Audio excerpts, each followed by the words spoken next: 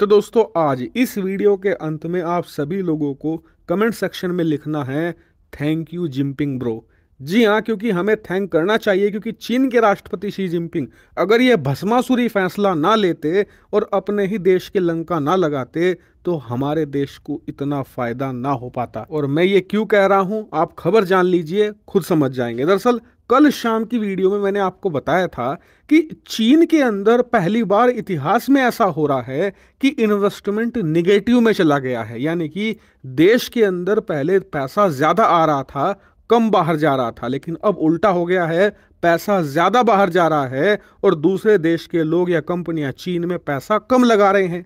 लेकिन कल ये नहीं पता चल पाया था कि कितना पैसा, आज पता चला है। और यकीन मानिए ये रिपोर्ट आपकी भी आंखें खोल देंगी। दरअसल आप स्क्रीन पर देखिए, रिपोर्ट में बताया गया है कि 1998 जब से चीन में इन्वेस्टमेंट का डाटा प्रॉपर्ली जारी किया जाता है, प्रॉपर्ली रिकॉर्ड किया जाता है, तब से लेकर अब तक हर क्वार्टर यानी कि हर लगभग 3 महीनों में चीन के अंदर ऑन एवरेज 90 से लेकर 100 बिलियन डॉलर का इन्वेस्टमेंट आता है। जी हाँ, इतना निवेश आता है चीन में। और ये दो रूपों में आता है। पहला ये कि जो दुनिया भर की कंपनियां हैं वो अपने देशों से पैसा लेकर आती हैं और उस पैसे से चीन के अंदर विशालकाय फैक्ट्रियां खोलती हैं, चीन के अंदर अलग अलग अपने स्टोर खोलती हैं, अपने ब्रांड के मॉल खोलती हैं, अलग अलग प्रकार की चीजें करती हैं। यानी कि चीन में पैसा वो दबा कर लगाते हैं।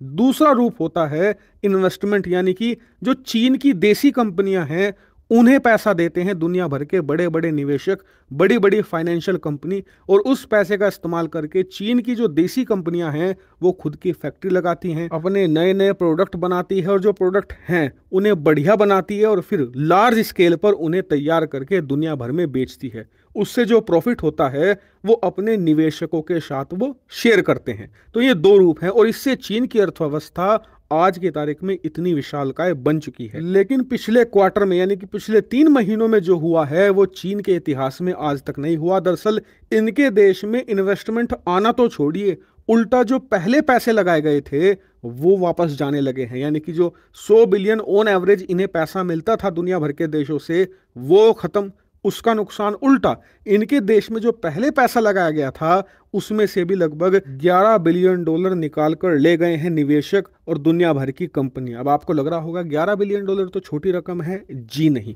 दरअसल जो ये 11 बिलियन गए हैं ना वो ज्यादातर कंपनियों के थे। कंपनियों ने वहां जो पहले अपने प्लांट लगाए हुए थे, फैक्ट्री लगाई हुई थी, वो सब कुछ बेचा, अपना बोरिया बिस्तर समेटा और चीन से भाग लिए।